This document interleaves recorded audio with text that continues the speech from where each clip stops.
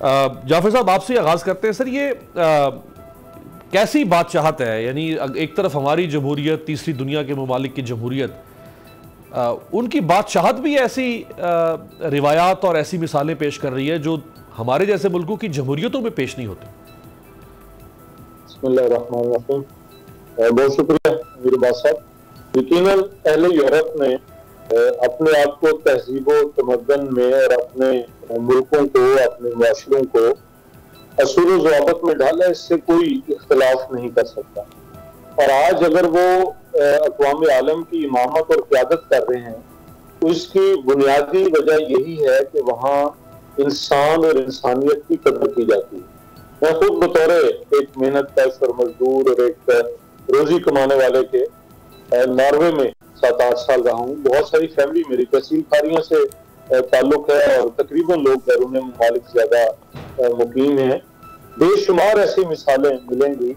उन्होंने अपने मुआशरे को, अपने लोगों को जो कुछ सिखाया है, जो पढ़ाया है, जिस तरह से तरतीब दिया है, वो बिल्कुल ये उसका ही अक्स नजर आता है।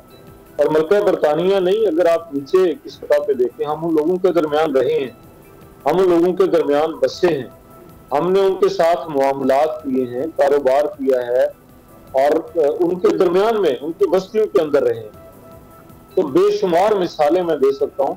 और हमारे लिए जो हम ला इलाहा इल्लल्लाह मुहम्मद रसूलुल्लाह पढ़ने वाले हैं, हमारे लिए जो हम सीरत कॉन्फ्रेंसें सैकड़ों लाखों करते हैं, हमारे लिए जो हम नबी मेहरबान सल्लल्लाहु अलैहि वसल्लम के नाम से दुनिया सारी को जगमगा देते हैं, रोशन कर देते हैं, अपने गली कूचे जो है सहाबा इकराम रिजवानुल्लाह अजमाइन और जो नबी पाक सल्लल्लाहु अलैहि वसल्लम का कुंबा है उनके लिए, आले मोहम्मद सल्लल्लाहु अलैहि वसल्लम के लिए हम ये सब कुछ करते हैं।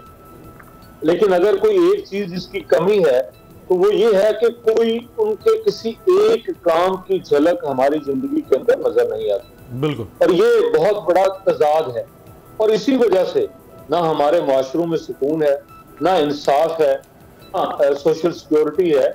हमें उन्होंने, मैं नॉर्वे के अंदर अभी साहब रहा हूँ, तो मुझे अगर आप इजाजत दें तो एक आध मिसाल दे के, वहां पे इस हद तक बराबरी का है कि वो अपने बराबर का शहरी समझते हैं। नबी मेहरबान सल्लल्लाहु अलैहि वसल्लम, सहाबा इकराम रिज़वानुल्लाह अजमाइन, पड़ोसी के बारे में गुफ्तगू करते हुए यहाँ तक बात पहुंची कि नबी अकरम सल्लल्लाहु अलैहि वसल्लम ने फरमाया कि मुझे शायबा होता है, कई दफा एहसास होता है कि अल्लाह तबारक तआला पड़ोसी को विरासत में हिस्सेदार न बना दे। तो नॉर्वे के अंदर ये देखा, आपने पड़ोसी का इतना एहतराम करना है जिसकी इंतहा नहीं। यानी आप अपने घर के अंदर कोई ऐसा काम नहीं कर सकते जिससे आपका पड़ोसी डिस्टर्ब हो, जिससे उसकी जिंदगी को मसला बने। और मेरे और आपके यहाँ क्या है? इसी तरह उनकी ट्रैफिक की अगर बात की जाए तो उनकी नॉर्वे में मैंने जब लाइसेंस हासिल किया 2 दफा इसलिए स्टक आउट हुआ कि मैंने पैदल चलने वाले का एहतराम नहीं किया। और यहाँ तो पैदल चलने वालों, आपको वो बलोचिस्तान के एक MP साहब, बिल्कुल, आप तो रौंद के चले जाते हैं यहाँ पे, उसके वीडियो एविडेंस होता है, कुछ नहीं होता। बिल्कुल कुछ नहीं होता। और वहां 2 दफा सिर्फ इसलिए स्टक किया, एक सड़क के किनारे फुटपाथ के ऊपर खड़ा था शख्स और मेरा इंस्ट्रक्टर कहता है जी मुझे गुमान था कि वो सड़क क्रॉस करना चाहता है, हालांकि वहाँ सिग्नल नहीं है, मुझे रुकने की पाबंदी नहीं है, ज़ेब्रा क्रॉसिंग नहीं है, लेकिन फिर भी ये हाल है। और दूसरी तरफ हम हैं, यकीनन मल्का बरतानिया ने जो इक़दाम किया वो इखलाकी लिहाज से, इखलाकी इक़दार के लिहाज से बहुत ही बरतर है। मेरा ख्याल है उसकी कोई मिसाल नहीं मिलती हमें अपने आज के ज़माने के अंदर। आप अपने यहाँ पे तो मुलाजमों को भी बचा लिया जाता है, वहाँ तो अपने लख्त जिगर को कहना कि भाई तुम आज से बिल्कुल आम आदमी और जाके सामना करो। आजिज़ धामरा साहब, आपकी लीडरशिप के ऊपर कोई इल्ज़ाम लगता है, चाहे वो भुट्टो फैमिली में से हो, जरदारी साहब की फैमिली में से हो, तो सारी पीपल्स पार्टी साथ खड़ी हो जाती है, दिफा कर रही है। इधर से PMLN की अगर लीडरशिप पर इल्ज़ाम लग रहा है तो सारी PMLN साथ खड़ी है शरीफ फैमिली की। इमरान खान साहब पर कोई इल्ज़ाम लगता है तो सारी PTI कहती है भी बाकी सब भाड़ में जाए, इमरान खान साहब का दिफा करेंगे। तो ये तो जमहूरियत नहीं है सर। पर इस जमहूरियत से तो वो बादशाह 1000 दर्जे बेहतर नहीं है मलिका बरतानिया की बादशाह।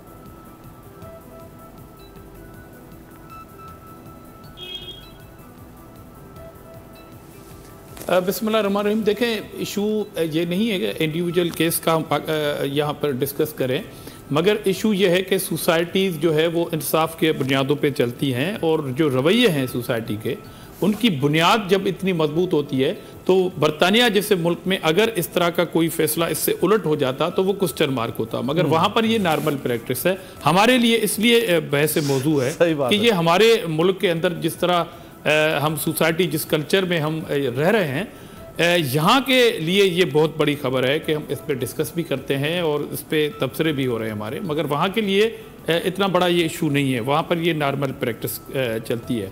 मगर उस मुल्क के हवाले से जहाँ पर आपने सिर्फ सियासी पार्टियों के हवाले से या सियासी लीडरशिप को कोट करते हुए कहा, मैं ये एग्री करता हूँ। इसके साथ साथ यहाँ पर सोसाइटी के तमाम सेक्टर के अंदर, मिसाल के तौर पर अगर कोई ये कह दे, आपके चैनल के हवाले से ये बात कर दे, बड़ी मादरत के साथ, ये कोई मैं पॉइंट स्कोरिंग नहीं कर रहा, तो अगर मीडिया के हवाले से कोई इल्जाम लग जाए तो सारी मीडिया उसको बिल्कुल आप सही कह रहे हैं, हमारी साफी ऑर्गेनाइजेशन खड़ी हो जाती है, एक साफी पे इल्जाम लगे सारी साफी तंजीमें साथ खड़ी, फांसी पे लटका दो, फांसी पे लटका दो, मगर वही बेंच के जज बाद में ये एतराफ कर लें। आखिरी बात, मिसाल के तौर पर शहीद जुल्फकार अली भुट्टो केस है, उस बेंच के रिटायरमेंट के बाद जज कहते हैं कि जी हमसे ज्यादती हो गई, तो मतलब उस सोसाइटी में फिर आप एग्री नहीं करते कि आपके ऊपर जो इल्जाम है वो ठीक लग रहा है, वहां पर कोई ना कोई फिर ये दिफा कर देता है कि मेरे मुखालिफ का इल्जाम है इसलिए दुरुस्त नहीं होगा। इन्वेस्टिगेशन का यहाँ पर फुकदान है, तो इसलिए जब इन्वेस्टिगेट हो जाए तमाम चीज़ें, उसके बाद अगर कोई चीज़ फिक्स्ड कर दें आप, तो सोसाइटी उस पर एतबार करेगी। मगर यहाँ तो मैंने आपको केस का हवाला दिया, तो उनकी सोसाइटी में ये नॉर्मल केस था। हमारे यहाँ ये डिस्कस इसलिए होता है कि हमारे यहाँ ये अमूमन नहीं होता। बिल्कुल सही है। तो जो आपने बात की, ये तो और हमारे लिए बायस शर्मिंदगी है, यानी उनके यहाँ ये कानून, इंसाफ, नज़्म ज़ब्त और बराबरी ये उनके घुट्टी में है, और हमारे यहाँ ये चूंकि होता ही नहीं है, तो हमें हैरत हो जाती है कि अच्छा ये भी दुनिया में हो रहा है। सब्सक्राइब करें और बेल दबाएं ताकि कोई खबर रह न जाए।